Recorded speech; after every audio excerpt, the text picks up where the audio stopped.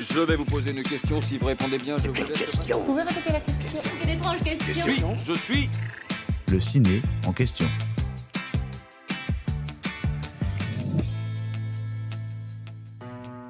Empereur, bataille, échange épistolaire, histoire d'amour, exil. On va évidemment vous parler de Napoléon. Les Français replongent dans l'histoire follement romanesque de Napoléon en novembre 2023 grâce au réalisateur Ridley Scott. Dans les salles obscures, les spectateurs redécouvrent l'ascension et la chute de l'empereur français, ici joué par Joaquin Phoenix. Le pitch ? Napoléon Bonaparte, jeune général ambitieux, a une soif de conquête et de pouvoir. Mais sa vie est étroitement liée à celle de son grand amour, Joséphine de Beauharnais, qui sera à ses côtés pendant de longues années et avec qui il vivra une histoire tourmentée. Lors de sa sortie dans l'Hexagone, ce film tant attendu, d'une durée de 2h38, est accueilli assez froidement par la critique et les spectateurs. Il se hisse à la 24e place du box-office français en 2023, avec près d'1,6 million d'entrées.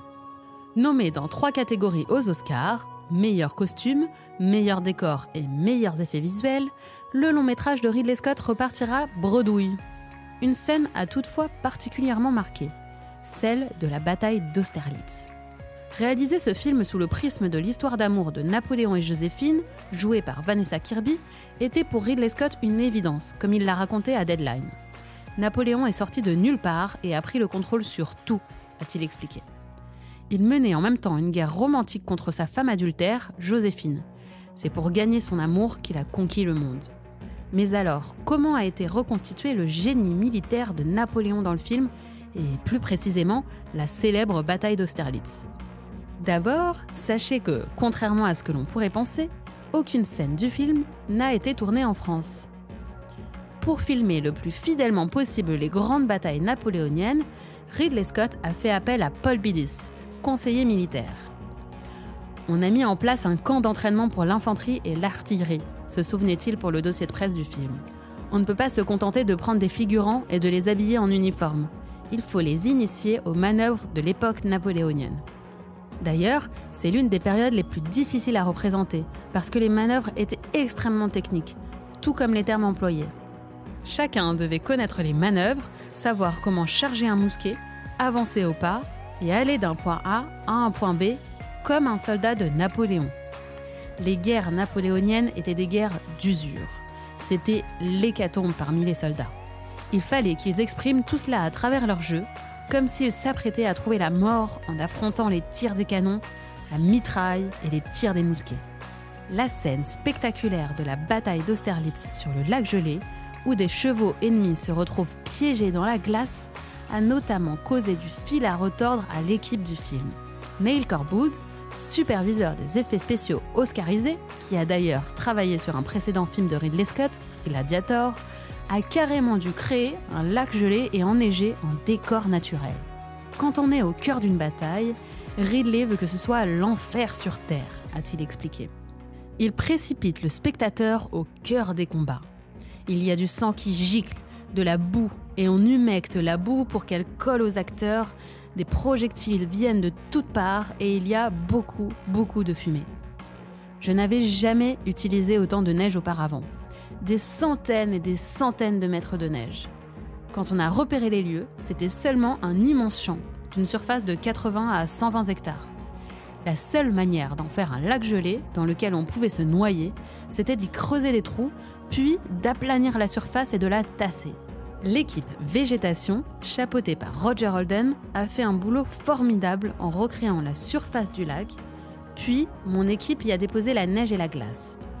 Ensuite, grâce aux 8 caméras de Ridley, on a pu filmer l'ensemble en 1 ou 2 prises qu'on a ensuite répétées.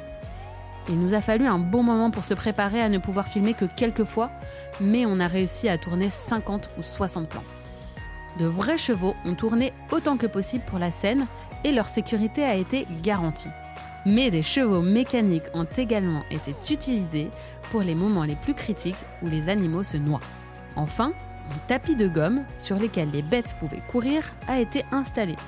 Un réservoir de 30 mètres sur 40 a été creusé dans le sol pour donner l'illusion que les soldats et leurs fidèles destriers passaient à travers la glace qui se brisait sous les canons, et se noyer. Avec une petite aide d'effets spéciaux, bien sûr. Mais alors, que pensent les historiens de ces reconstitutions de batailles ? Éric Anseau a livré son analyse en exclusivité à Télé Loisirs. Elles sont spectaculaires, nous a-t-il répondu avec enthousiasme. Waterloo est extrêmement bien reconstitué, à l'inverse d'Austerlitz, qui ne montre qu'un épiphénomène de la bataille.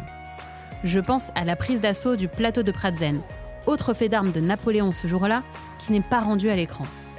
Ainsi, le moment critique du lac gelé ne représente-t-il qu'une infime partie de la véritable bataille d'Austerlitz. Mais il s'agissait sans doute de la plus impressionnante et de la plus cinématographique. Thierry Lenz, historien et directeur de la Fondation Napoléon, abonde dans ce sens, relativisant le nombre de soldats morts noyés dans les étangs gelés lors de cette bataille historique. Si le film montre des centaines d'hommes noyés, il n'y en aurait eu, en réalité, que 2 douzaines environ. Résultat, du grand spectacle sur grand écran, bien divertissant, mais pas si fidèle à la réalité.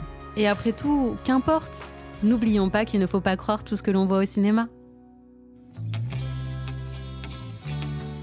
J'espère que cet épisode vous a plu. Si c'est le cas, abonnez-vous sur votre plateforme d'écoute préférée pour retrouver de nouveaux épisodes chaque semaine. Et si vous en voulez plus, découvrez la télé en question et les séries en question sur les plateformes d'écoute et téléloisirs.fr. À bientôt.